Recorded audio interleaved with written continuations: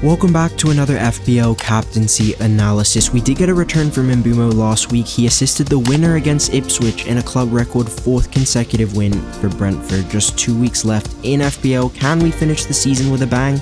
Let's find out.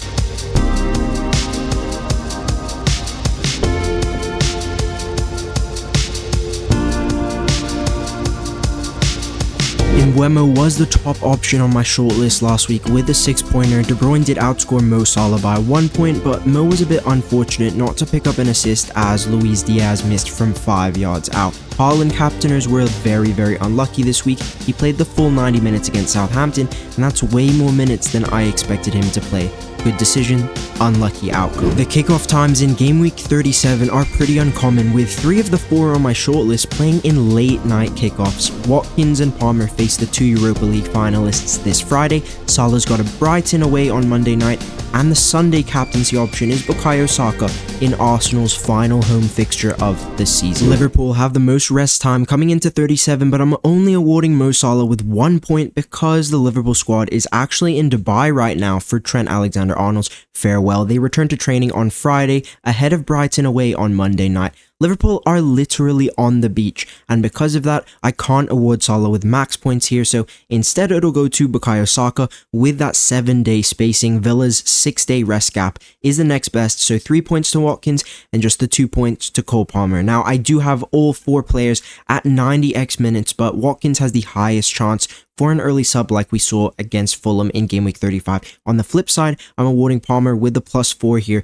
He's played 90 minutes in 5 consecutive league matches, and because Chelsea are at home with Liverpool playing away, he does edge it just slightly over Mo Salah, who gets the 3 points. Saka's yet to play 90 minutes in the league since his return from injury. He got 87 against Liverpool, 83 against Bournemouth, so even though I do think he will start and I think his minutes look good, they're just a little bit more risky than Salah's and Cole Palmer's. Next up is form, and I do think Ollie Watkins is in a very good vein of form right now. 4 returns across his last 5 league games, and that's better than all 3 of the midfielders. Eye test wise, I do think Cole Palmer has been playing much better recently. 2 returns in 5. It's the exact same output as Mo Salah. It's better output than Bukayo Saka as well. So 3 points to Palmer, 2 points to Bukayo Saka, and just the 1 point for Salah. He's blanked in 5 out of 7 of his most recent league starts. Newcastle definitely have the strongest defense on the shortlist. Their underlyings in most of these categories have them as the 8th best defense in the league this season, in and around 8th. So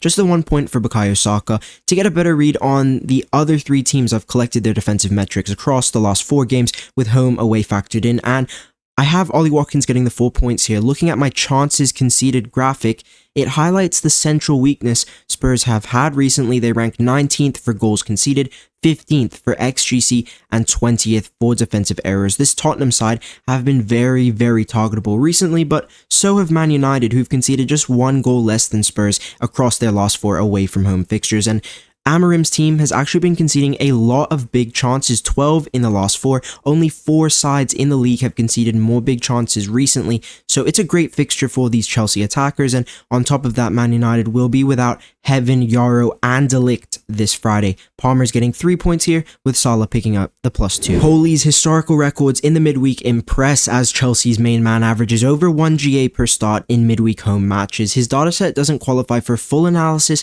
because it's too small, but across the 6 starts that he has had, he's blanked in just 1 of them, and that consistency suggests Palmer does have a bias, a positive preference towards these midweek game days, and that's why I'm going to award him max points here. Salah has the 2nd best game day profile with a very strong return rate. His recent form in these Monday away fixtures are very impressive, including 3 starts where he's gotten multiple returns. And look, Mo's records show that he's explosive but also inconsistent, as Salah has a blank rate above 50%, but he's also got the best double-digit haul rate in this section. And I'm giving Saka the +2 over Ollie Watkins because Bukayo's blank rate is better, his recent form is stronger, and he's produced more double-digit hauls recently, so he edges Watkins in this section. The worst game time profile belongs to Mo Salah. His performances in late night kickoffs away have been very inconsistent. That trend that we saw in his Monday dataset has followed suit, where he has produced a lot of explosive returns, but a 54% blank rate is way higher than all of the other 3 in their game time performances. And I am going to award Ollie Watkins with max points for game time performance, and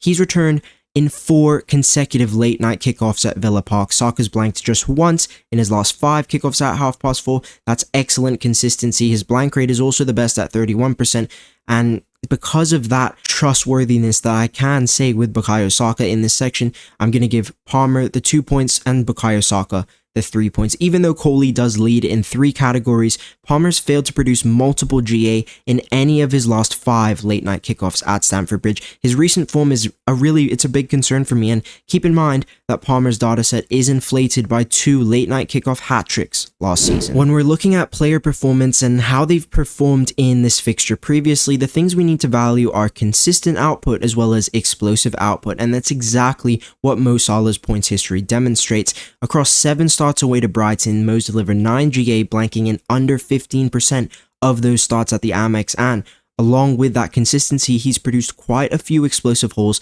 as well. Ollie Watkins by far has the worst historical record, bagging just 1 assist in 4 starts at home to Spurs. I'm going to award Saka with the 3 points here over Cole Palmer.